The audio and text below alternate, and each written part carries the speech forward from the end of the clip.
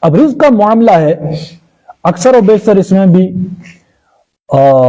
علم کی کمی کی وجہ سے اس میں کنفیوز ہو جاتے ہیں. یہ رزق جو ہے نا، اللہ تبارک و تعالیٰ نے جس کو جتنا دینا ہے اور جہاں دینا ہے وہ طے ہے. انسان کی فطرت میں محنت، کاوش، جد و جہد، بس یہ انسان کی فطرت ہے. وگرنہ کون انسان دنیا میں ہاتھ پاؤں توڑ کر بیٹھ جاتا ہے کہ میں نے کچھ کمانا نہیں، میں نے کوئی محنت نہیں کرنی، مشقت نہیں کرنی. یہ ایک ٹینکی ہے، ایک پانی ہے ٹینکی میں، یوں سمجھئے تقدیر ہے، مقدر ہے. رزق میں صرف یہ پیسہ مال ہی نہیں آتا، بہت ساری چیزیں، اولاد بھی رزق ہے، صلاحیتیں ہیں وہ بھی ہے، جو کوئی ایک دائرہ ہے.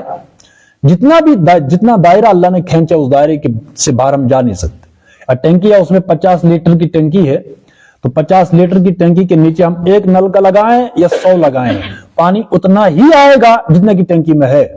بس یہ ہماری تقدیر ہے، یہ رزق ہے ہمارا، یعنی وہ دائرہ ہے.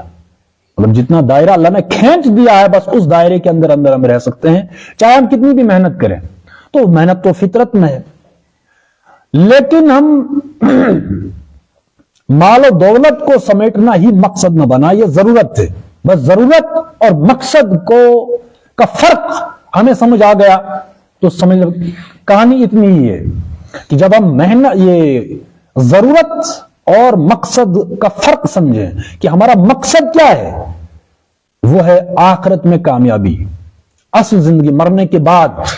تو اصل مقصد ہے ہماری اس دنیاوی زندگی میں وہی، لیا جائے گا تجھ سے کام دنیا کی امامت کا. دنیا کی امامت ہمارا مقصد رہنا چاہیے، باقی کھانا پینا ہے، مکان ہے، یہ سب چیزیں یہ ضروریات ہیں. تو ضرورت کو ہم ضرورت کی جگہ رکھیں، مقدم مقصد کو رکھیں. اس طریقے سے ہم زندگی گزاریں گے تو انشاءاللہ آخرت میں بھی ہم سرخرو ہو سکتے ہیں.